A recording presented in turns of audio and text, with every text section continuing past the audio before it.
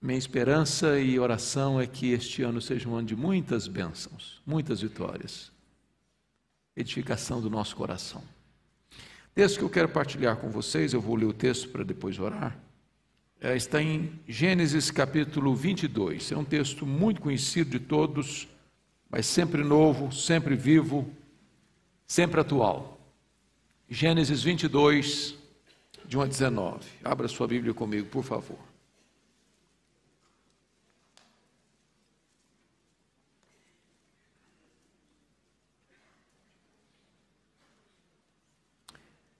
Gênesis 22. Depois dessas coisas, pôs Deus Abraão à prova e lhe disse: Abraão, ele respondeu: eis-me aqui. Acrescentou Deus: toma teu filho, teu único filho Isaque, a quem amas, e vai-te à terra de Moriá, oferece-o ali em holocausto, sobre um dos montes que eu te mostrarei. Levantou-se, pois, Abraão de madrugada e, tendo preparado o seu jumento, tomou consigo 2 dos seus servos e a Isaque, seu filho. Rachou lenha para o holocausto e foi para o lugar que Deus lhe havia indicado. Ao terceiro dia, erguendo Abraão os olhos, viu o lugar de longe. Então disse aos seus servos: esperai aqui com o jumento. Eu e o rapaz iremos até lá, e havendo adorado, voltaremos para junto de vós. Tomou Abraão uma lenha do holocausto e a colocou sobre Isaque, seu filho. Ele, porém, levava nas mãos o fogo e o cutelo. Assim caminhavam ambos juntos. Quando Isaque disse a Abraão, seu pai: meu pai. Respondeu Abraão: eis-me aqui, meu filho. Perguntou-lhe Isaque: eis o fogo e a lenha, mas onde está o cordeiro para o holocausto? Respondeu Abraão: Deus proverá para si, meu filho, o cordeiro para o holocausto. E seguiam ambos juntos. Chegaram ao lugar que Deus lhe havia designado.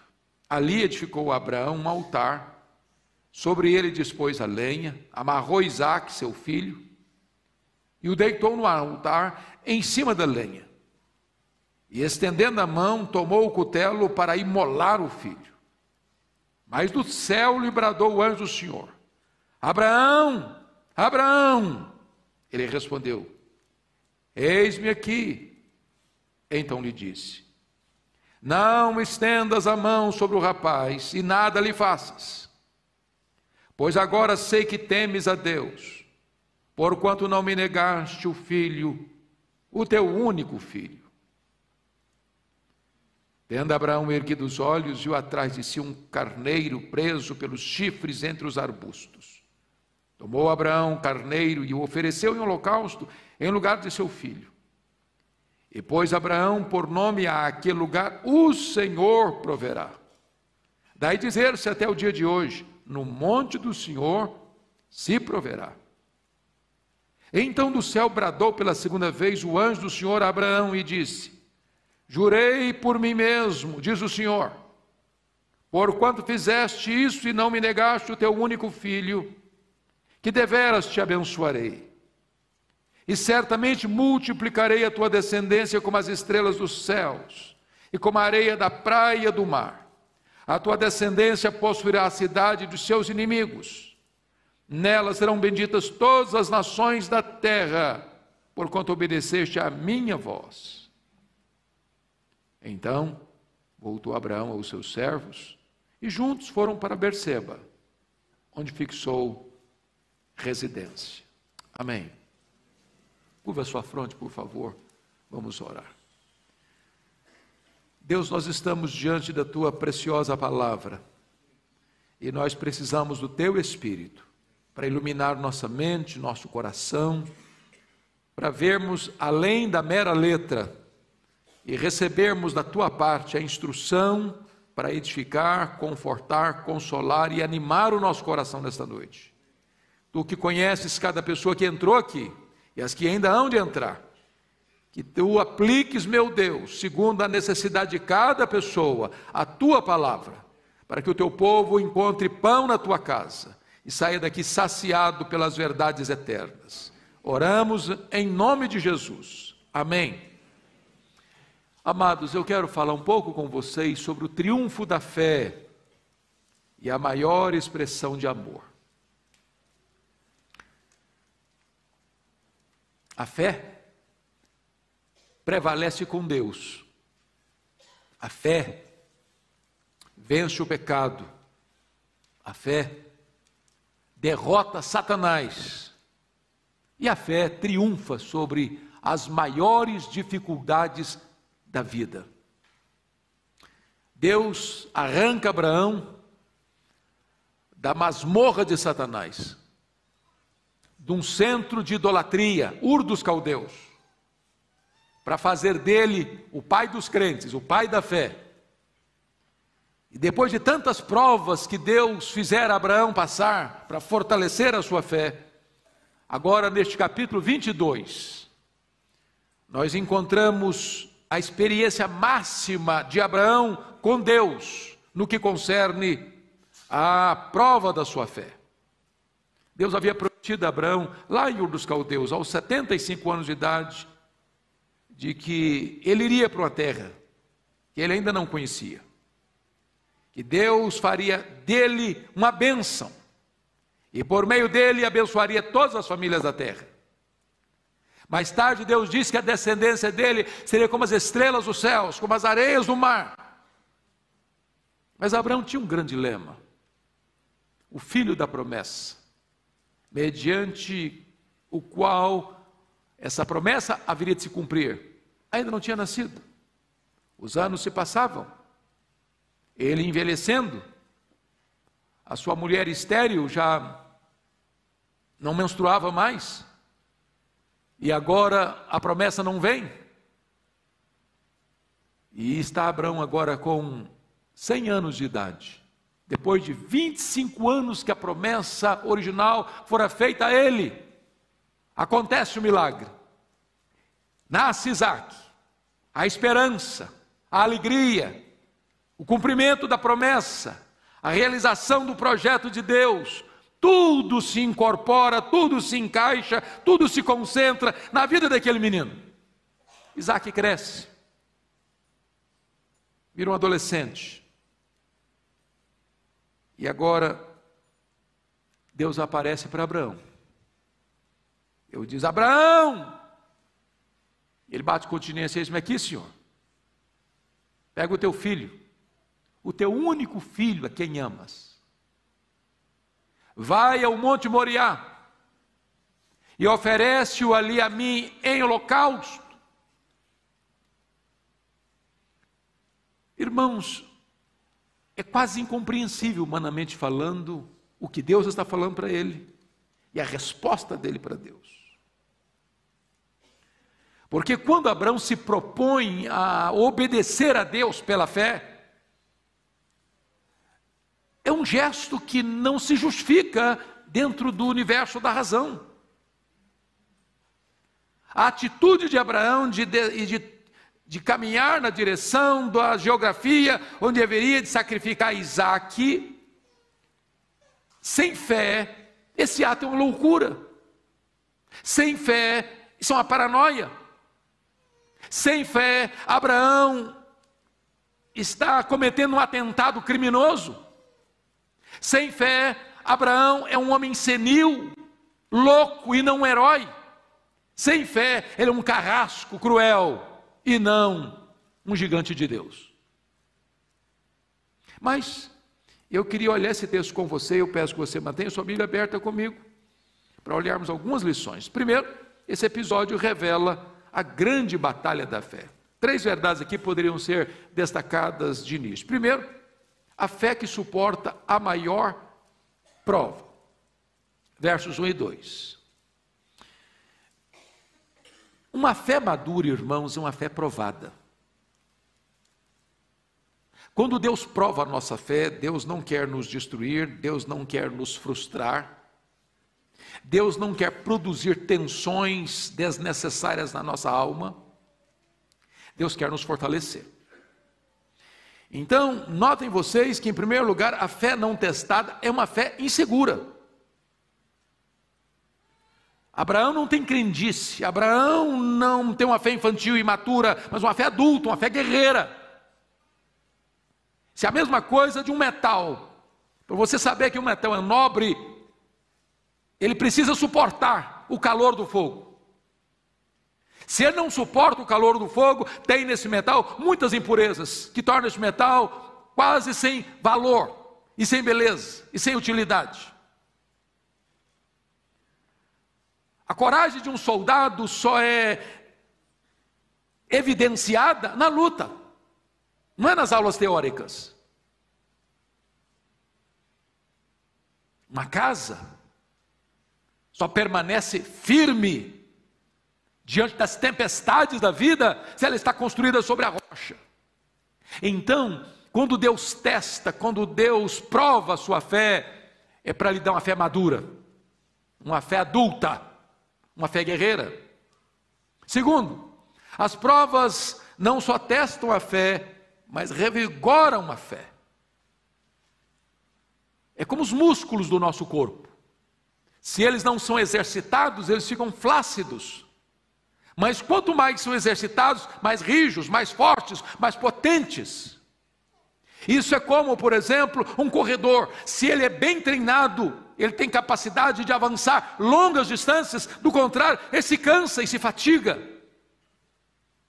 Quando Deus prova a sua fé, é para tonificar as musculaturas da sua alma.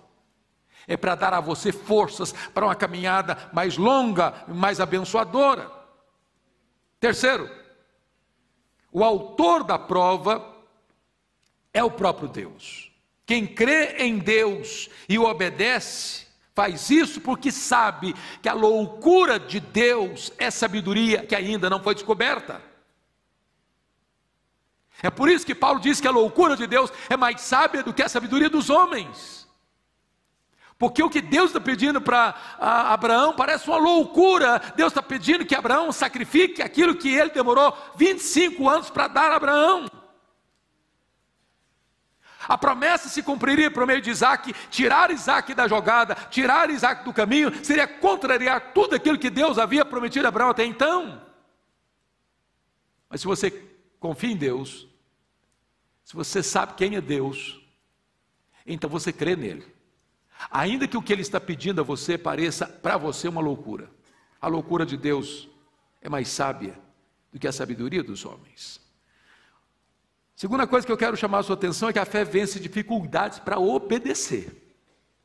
Eu queria que você examinasse comigo aqui 7 dificuldades que Abraão teve que enfrentar para obedecer a esta ordem de Deus. Primeira dificuldade: a ordem de Deus parecia e parece contrária à própria lei antecedente de Deus. Está escrito lá em Gênesis 9:6, que aquele que derramasse sangue, a sua vida seria também sacrificada e tirada. Sacrificar Isaac seria desobedecer a uma lei anterior a essa do sacrifício. Não é simples quando Deus exige algo de nós que parece que a palavra de Deus está contra a palavra de Deus, e em que a promessa de Deus está contra a sua lei. Mas a despeito disso, Abraão se dispõe a obedecer, porque essa contradição era apenas aparente, pois em Deus não há treva nenhuma, nem escuridão nenhuma, nem sombra nenhuma. Deus é luz. Segundo, a ordem de Deus era contrária à grande afeição que Abraão tinha pelo seu filho. Quem era Isaac para Abraão? Isaac era o maior bem que Abraão possuía. Isaac era o seu próprio coração pulsando em seu peito. Isaac era tudo que Abraão possuía. Entregar Isaac não era entregar apenas o melhor que Abraão tinha, era entregar a si mesmo, era entregar tudo. E ele teve que lidar com esse problema para obedecer. Terceiro, a ordem de Deus era contrária ao bom senso. Pense você, Deus promete a você um filho. Deus demora 25 anos para cumprir essa promessa. Agora o menino nasce. Agora o menino cresce. Agora todos os projetos de Deus se historificam nele, se concretizam nele. Ele é esse eixo central do cumprimento de todos os planos e propósitos de Deus. Agora Deus chega para Abraão e diz: agora pega o Isaac e sacrifica. Mas isso está contra a lógica. Mas isso frustra os sonhos. Mas isso leva a esse homem a entender que tudo aquilo que ele sonhou, planejou e esperou está ruindo, está entrando em colapso. Mas o que Abraão faz? Ele leva a sua razão cativa à obediência da fé. Quarto lugar, a ordem de Deus era contrária à promessa de Deus. Deus já havia prometido a Abraão: em Isaque será chamada a tua descendência. Olha, mas Deus não mente, mas Deus não se contradiz, mas Deus não nega a si mesmo. Deus não dá uma palavra e a recolhe de volta. Em todas as promessas de Deus, diz a Bíblia, nós temos o sim e nós temos o amém.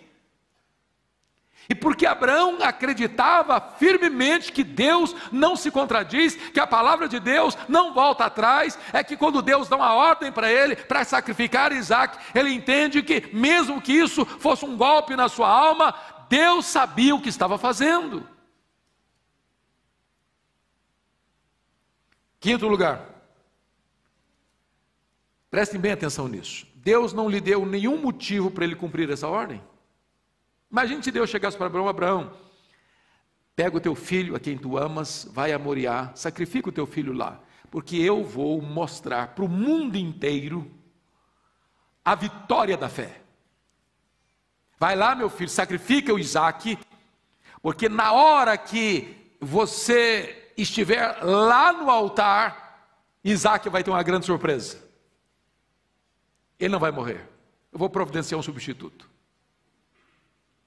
Vai, meu filho, porque eu vou fazer dessa experiência a pedra de esquina da sua maior vitória espiritual. E a partir daí, você vai ser um exemplo para o mundo inteiro de confiança, de segurança da fé e de vitória da fé. Deus não disse nada para ele. Não prometeu nada para ele. Sua confiança em Deus foi tal que a fé de Abraão não busca razões. A fé de Abraão se contenta em obedecer. Abraão não olha para a plausibilidade da ordenança, mas ele olha para aquele que ordena. Abraão conhecia Deus, por isso Abraão confiava em Deus. Sexta razão. Pense bem comigo agora. Como ele poderia olhar novamente para o rosto da Sara? Porque o Isaac não era apenas filho de Abraão, era filho da Sara também. E eu não sei se eu tenho razão, mas eu acho que as mães têm um senso de posse dos filhos maior que os pais.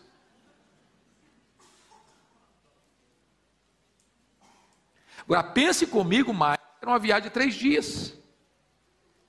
E eu estou quase convencido, a Bíblia não diz, mas eu estou quase convencido que o Abraão não falou nada com a Sara. Porque se tivesse falado, quem teria morrido era Abraão.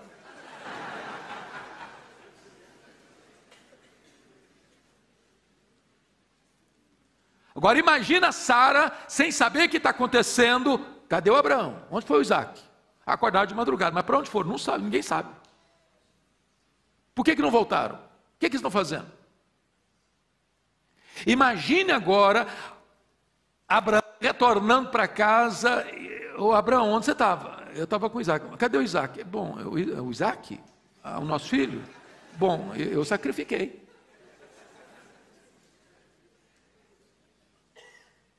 Como é que ele olharia sua mulher? Põe-se no lugar do Abraão. Vejam quantas tensões na alma ele teve que resolver para obedecer. Sétimo lugar. Como ficaria sua reputação diante dos pagãos que o rodeavam? Esses pagãos que faziam sacrifícios de seres humanos. Agora Abraão está descendo a um nível de um homem crente, para um homem pagão, que fazia sacrifícios humanos. Todas essas tensões o Abraão teve que resolver na sua alma para obedecer, a obediência da fé. Agora notem vocês, terceiro ponto que eu quero chamar a sua atenção, que a fé que dá vários passos rumo à obediência. Ele dá passos rumo à obediência. Primeiro passo que ele deu, Abraão discerniu a voz de Deus e respondeu ao chamado de Deus, no versículo 1. Abraão, eis-me aqui. Eis-me aqui. Amados irmãos, a resposta de Deus precisa ser feita logo, imediatamente, prontamente. Quantas vezes Deus chama? A gente não discerne a voz como Samuel quando era criança. Ou quantas vezes Deus chama e nós não queremos atender? Abraão atendeu prontamente, imediatamente. Ele estava sempre no centro da vontade de Deus, aonde Deus queria, fazendo o que Deus queria, na hora que Deus mandava. Segundo, Abraão confia no caráter de Deus, por isso o obedece sem tardança e sem reservas. Olha comigo aí, por gentileza, versículo 3. Você pode ler o 3 comigo? Vamos lá? Levantou-se, pois Abraão, de madrugada, tendo preparado o seu jumento, tomou consigo 2 de seus servos e a Isaque, seu filho. Rachou lenha para o holocausto e foi para o lugar que Deus lhe havia indicado. Eu acho isso impressionante, porque diante de uma situação dessa, se fosse você e eu, talvez dissesse o seguinte: ô Deus, eu não estou muito entendendo a sua fala comigo, então eu vou fazer o que mais tarde o nosso irmão Gideão fez, vou fazer uma prova do Senhor. Eu acho que eu não estou escutando direito a tua voz, então vou fazer uma prova. Vou dar um tempo, só me dá um tempo para eu pensar.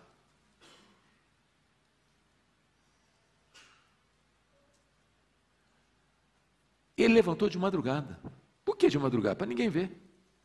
Se ele saísse, todo mundo pergunta para onde ia, o que iria fazer, eu não teria saído. Mas se Deus mandou ele oferecer em sacrifício, tem que ser em cima de um altar. Ele não espera encontrar lenha no caminho e falou: Deus, se Deus mandou fazer um milagre, vai fazer um milagre, ele vai me dar lenha também lá. Não, ele racha a lenha agora. Mas ele já vai levando fogo, mas ele já vai levando o cutelo. Em outras palavras, meus irmãos, ele preparou todas as coisas. Sabe por quê? Porque ele entende uma coisa, ele entende que Deus não aceita obediência parcial, porque obediência parcial é desobediência total. Quarto lugar, Abraão obedece em vez de especular.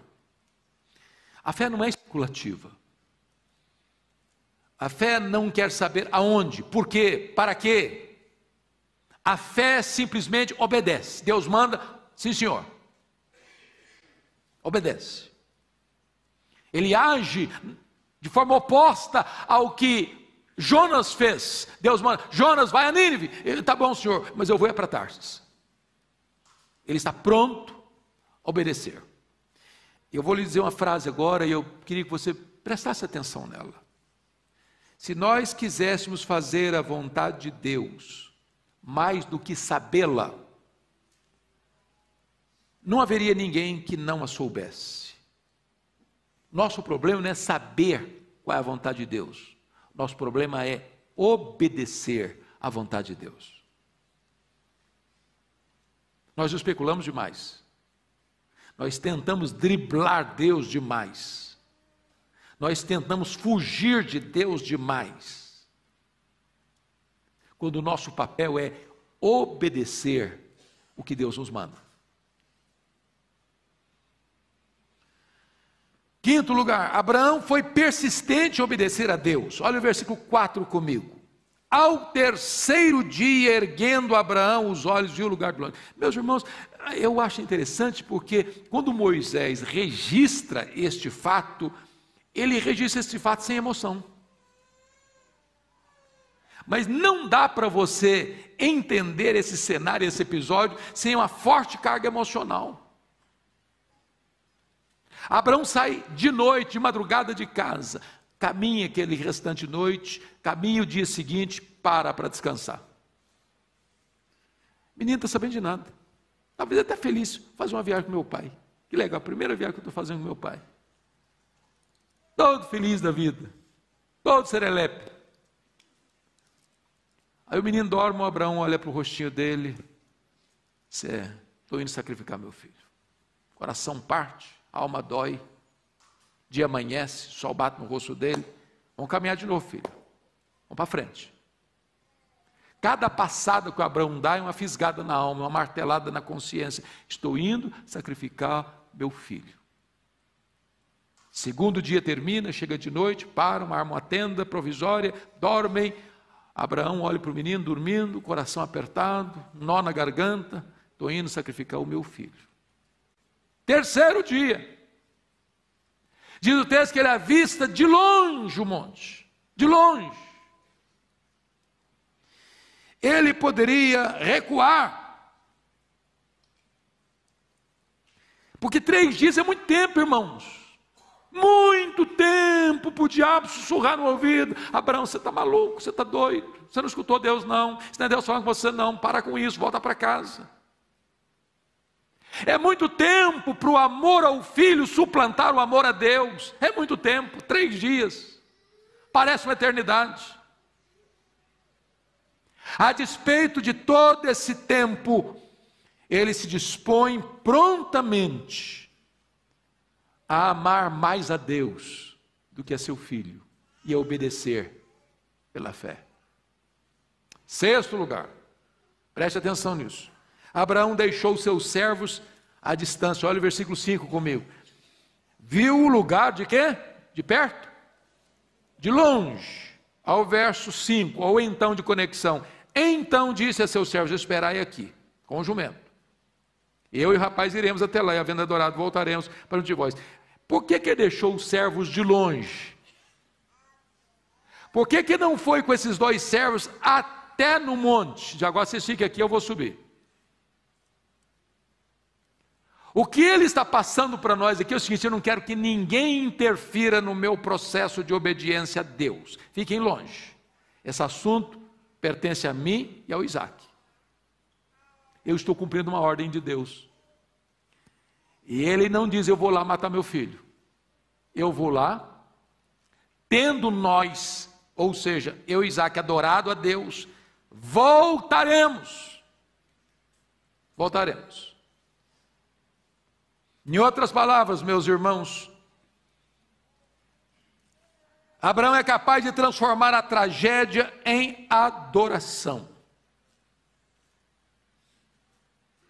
Tem hora que na nossa vida Deus exige de nós sacrifício. E sem fé você se revolta. Sem fé você fica amargo. Sem fé você se afasta de Deus. Mas Deus quer dar uma fé madura para você, para mim. Por isso Deus nos testa, Deus nos prova. O diabo tenta para nos derrotar, o diabo tenta para nos derrubar, Deus nos prova para nos levantar e para nos fortalecer e para nos honrar. Então preste bem atenção nisso.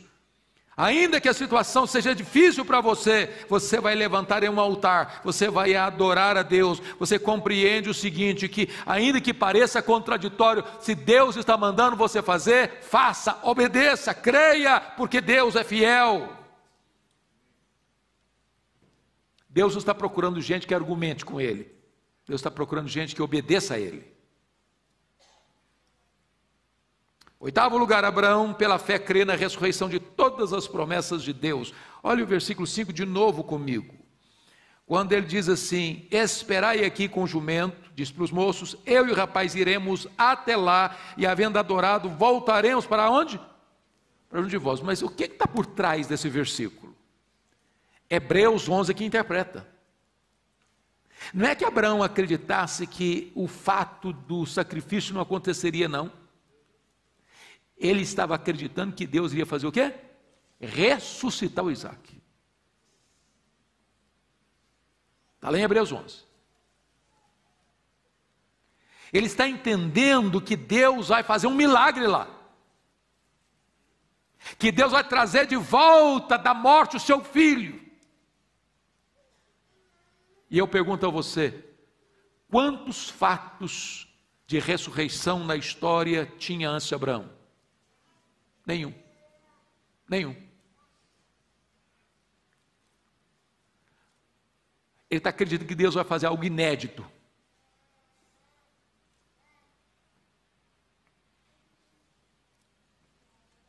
Mas eu queria aqui concluir esse ponto, dizer que Abraão crê na provisão divina. Talvez fosse a pergunta mais difícil de ser respondida e a mais central da passagem. Só ele e o pai agora estão caminhando, talvez começando a subir o Monte Moriá, e o menino pergunta: ô papai, estou levando a lenha nas costas aqui, o senhor está levando aí o cutelo e o fogo, mas parece que está faltando alguma coisa para o sacrifício, tá não? Cadê o cordeiro?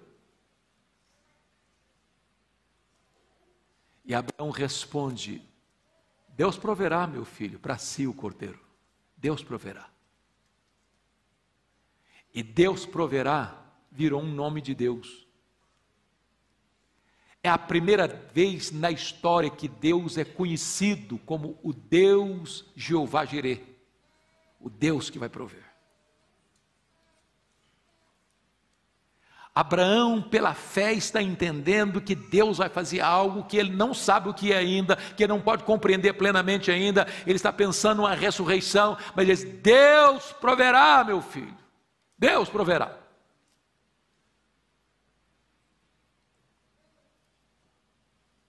Então veja comigo agora, esse episódio revela a recompensa da fé. Primeira recompensa da fé está aí no versículo 11, olha comigo. Pode ler o 11 comigo? Mas do céu lhe bradou o anjo do Senhor: Abraão, Abraão. Ele respondeu: eis-me aqui. Verso 12. Então lhe disse: não estendas a mão sobre o rapaz e nada lhe faças. Até aqui. Pense comigo nessa cena. O Abraão, quando o Isaac nasceu, já era um homem velho. Ele diz isso, velho. O Isaac era um adolescente, pelo menos, porque uma criança não consegue carregar um feixe de lenha. Ele bota a lenha nas costas de quem? Do Isaac. Quem estava carregando a lenha nesses 3 dias? O jumento. E jumento é um bichinho pequeno, mas tem uma força.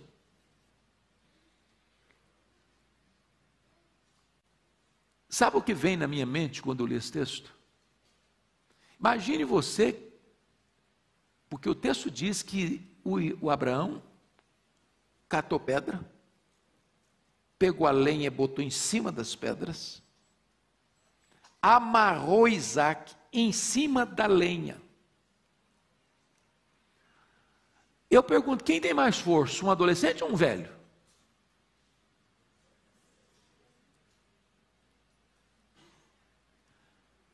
Eu acho que eu vejo a seguinte cena aqui. O texto várias vezes diz que ambos caminharam juntos, caminharam juntos, caminharam juntos, caminharam juntos. De repente vão catar pedras. Junta pedra, pega lá, filho, pega cá, junta pedra. Agora, essa lenha que você trouxe, vamos botar aqui. Como é que Abraão amarrou Isaac? Vamos fazer uma brincadeirinha aqui, filho? Vem cá, deixa eu brincar de laçar você aqui, de prender você. Ô pai, o senhor está ficando doido? O menino teria partido, corrido para o colo da Sara. Falou: ô mãe, o meu papai ficou doido. O papai quer me matar. À luz de todo o contexto bíblico, sabe qual a conclusão que eu chego? Tudo isso aqui apontava para a cruz de Cristo. Quando o pai entregou o seu filho para ser sacrificado em seu lugar, em meu lugar, o pai não forçou o filho a fazer algo que ele não queria. Foi dentro do conselho da Trindade, nos tempos eternos, que o Pai resolveu entregar o seu filho. O filho, eis-me aqui, meu Pai, para fazer a tua vontade, para morrer por aqueles a quem tu amaste desde a eternidade. À luz desse texto, o que me vem à mente é o seguinte, que chegou aquele momento em que Abraão chega, vem cá, filho, eu preciso contar uma história para você. Talvez nesse momento Abraão chega para Isaac e fala, Isaac, Deus me apareceu, meu filho era um idólatra, tinha 75 anos. Deus prometeu que eu seria pai de uma numerosa multidão, que por meio do meu descendente, que é você, meu filho, Deus abençoaria as famílias da terra, e a nossa descendência seria numerosa. E há 3 dias, meu filho, de noite, Deus apareceu para mim, me deu uma ordem para vir aqui e sacrificar você, meu filho. Eu sei que Deus é fiel, meu filho, eu sei que Deus sabe o que está falando, eu sei que Deus é real, eu sei que a promessa de Deus não cai por terra, eu sei que Deus vai cumprir a sua palavra, eu sei que Deus é poderoso para fazer um milagre, meu filho. Então, meu filho, eu estou aqui para cumprir a ordem de Deus.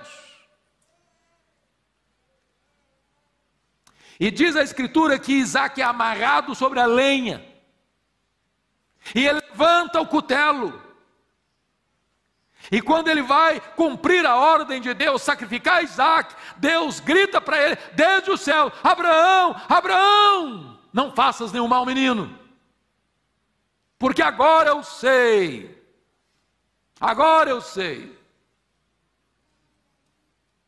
que tu confias em mim, que tu temes a Deus, porquanto não me negaste o teu único filho. Veja você, Isaac é poupado, e Abraão é exaltado. Louvado seja o Senhor. O que pede o filho, providencia o cordeiro. Deus não queria Isaac, Deus queria a obediência de Abraão. Mas a segunda coisa que eu chamo a sua atenção, amado, é o substituto, versículo 13. Você pode ler comigo o 13? Vamos lá? Tendo Abraão, viu atrás de si um carneiro preso pelos chifres entre os arbustos. Tomou Abraão o carneiro, ofereceu um holocausto em lugar de seu filho. Louvado seja Deus. No Monte Moriá, Deus poupou Abraão e Deus poupou Isaque. Poupou o pai, poupou o filho. Porém, 2000 anos depois, ali muito do lado de Moriá, 500 metros aproximadamente, o pai não poupou a si mesmo, o pai não poupou o seu filho, ele sacrificou o seu próprio filho, por você e por mim.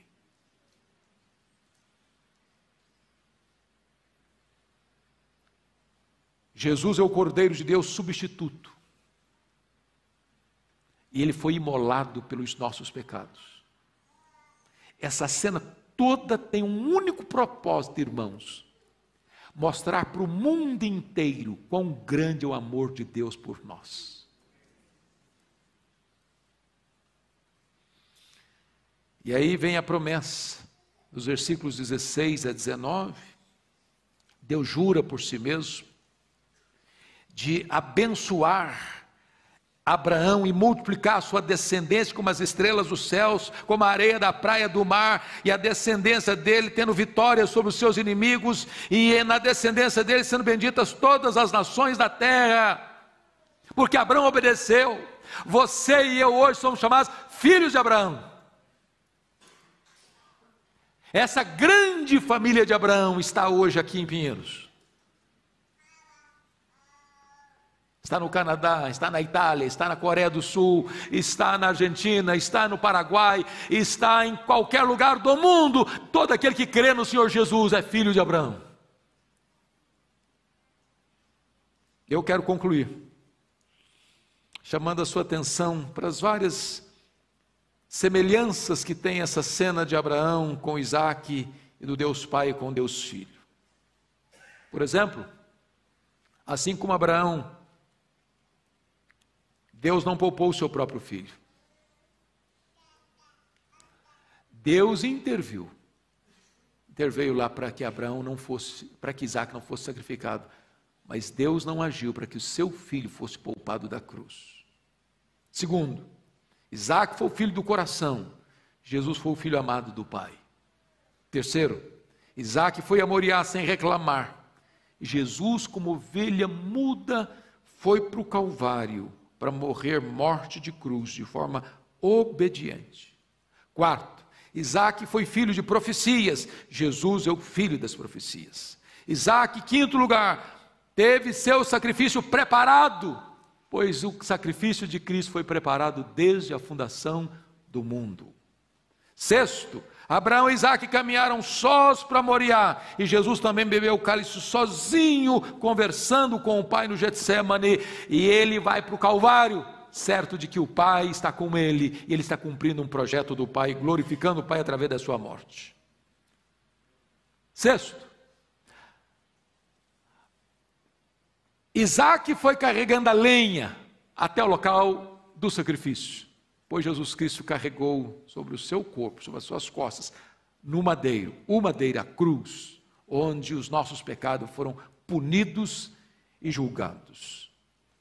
Último lugar, Abraão e Isaac caminham sempre juntos, e o pai e o filho fizeram na eternidade um pacto de sangue para salvar o homem, e eles sempre caminharam juntos no cumprimento deste plano eterno.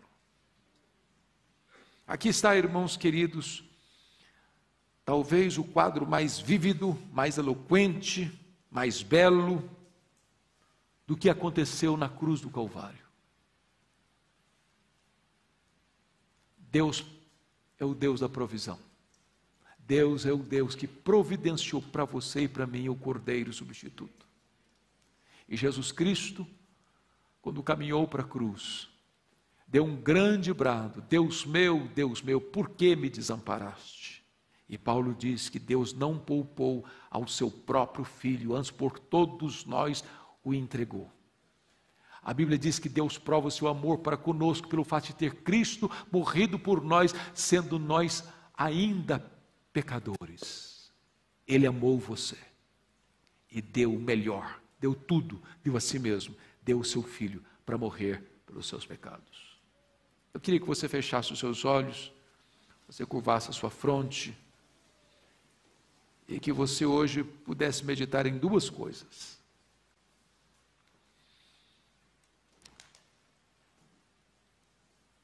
A primeira delas, que tipo de fé você tem? Uma fé madura? Uma fé adulta? Uma fé que, ao ser provada, se dispõe a obedecer? Ainda que você não compreenda os detalhes, mas você conhece o caráter daquele que está provando você. Você tem disposição de fazer provisão para a obediência, sem racionalizações, sem justificativas, sem pedido de explicações, sem tardança? Você hoje tem disposição de colocar nas mãos de Deus o seu Isaac, a quem você mais ama na vida? Para que Deus seja o primeiro, para que Ele seja o dono, para que Ele seja o Senhor. Você hoje está disposto a colocar aquilo que você mais se apega na vida, nas mãos do Senhor, para que você seja fortalecido na fé, e essa experiência sua abençoe milhões de outras pessoas? A segunda coisa que eu gostaria de desafiar você hoje: se você entrou aqui e você ainda não olhou para Jesus como seu substituto, como aquele que foi imolado no seu lugar, como aquele que caminhou livremente, voluntariamente, deliberadamente para a cruz, para atender um projeto do Pai, mas voluntariamente para entregar a sua vida por você, que hoje você se renda aos pés do Senhor Jesus, que hoje você o receba como seu Salvador, que hoje você entenda que Ele morreu para verter o seu sangue, para limpar você de todo o pecado, para dar a você a vida eterna. E se agora mesmo você quer, primeiro, cumprir o primeiro projeto, de uma fé madura, de colocar o que você tem, o que você é, e o melhor que você tem, o que você mais ama, nas mãos do Senhor. Eu queria orar por você. Se você deseja isso, onde você está, que você se coloque em pé. Nesse momento eu quero orar por você.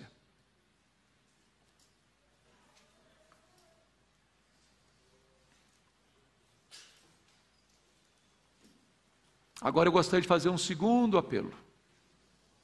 Se você está aqui hoje e você quer colocar sua vida nas mãos desse Jesus, recebendo como seu Salvador pessoal, aquele que morreu no seu lugar, pagou a sua dívida, levou sobre o seu corpo no madeiro os seus pecados, para que você hoje pudesse ser perdoado e fazer parte da família de Deus. Se você hoje quer fazer isso, fique em pé, eu quero orar por você também nesse momento.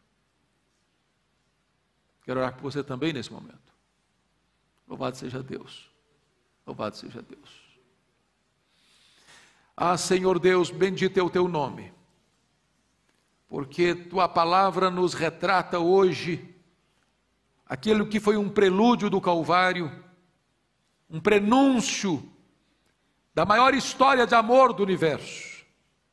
Não a história de amor de Abraão por Isaque, mas é a história de amor do Deus Pai pelo Deus Filho. Deste amor que é tão grande, é tão imenso, que não poupou o objeto máximo do teu amor, em favor de homens e mulheres que se constituem teus inimigos. E hoje tu nos atraíste para ti com cordas de amor, e hoje tu nos conquistaste por tua graça e bondade. E por causa do sacrifício do teu Filho Jesus, estamos aqui hoje, lavados, purificados no sangue do Cordeiro, o Cordeiro substituto, e podemos então ter o nosso nome escrito no livro da vida, e podemos ter o Espírito Santo selando a nossa vida com propriedade exclusiva tua, e saber que nós somos descendência de Abraão, nós somos membros da tua família, nós fazemos parte da tua igreja, e faremos parte da gloriosa Jerusalém celestial. Glória ao teu nome por tão grande salvação. Abençoa a tua igreja, abençoa o teu povo, anima o teu povo, encoraja o teu povo, fortaleça o teu povo na fé, e que vivamos uma vida gloriosamente vitoriosa em Cristo Jesus, para o louvor do teu nome, em nome de Jesus. Aleluia. Amém.